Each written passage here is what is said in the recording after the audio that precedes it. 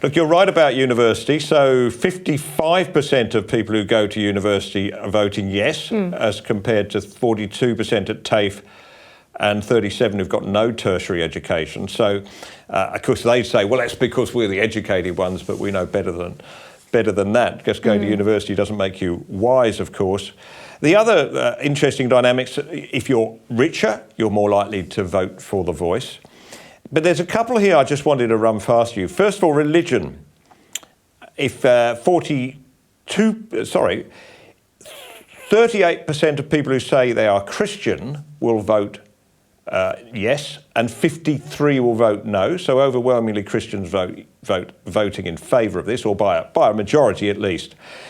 If you go to those with no religion, opposite. So no religion people are voting for the voice, not against it.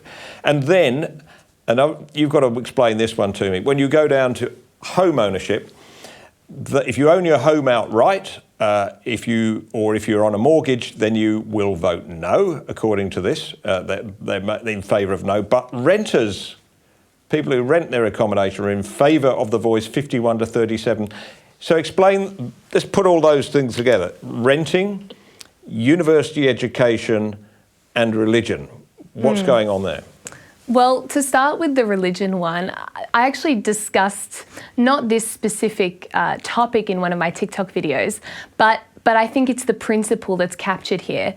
One of the things I said was that the voice actually violates the fundamental principle that all Australians are equal. Whether you've been here for 6 years, 60 years, 60,000 years, it doesn't actually matter. In Australia, because we're a liberal democracy, everybody has equal rights and equal value.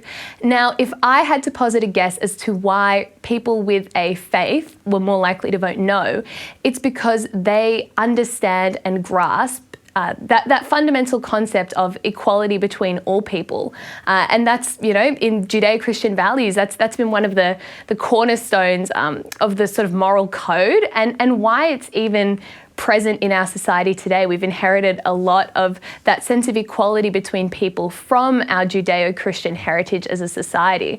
And so I think that is probably informing a lot of religious people's votes. There is an understanding that, hang on a second, we're all created equal, we all have equal value, and the voice is violating that fundamental belief about the nature of all human beings. And once you do that, it's a slippery slope as to where that goes. And the second dynamic, so the home ownership versus renters divide, I think partly it can come down to this idea of aspiration, and that the system is not rigged.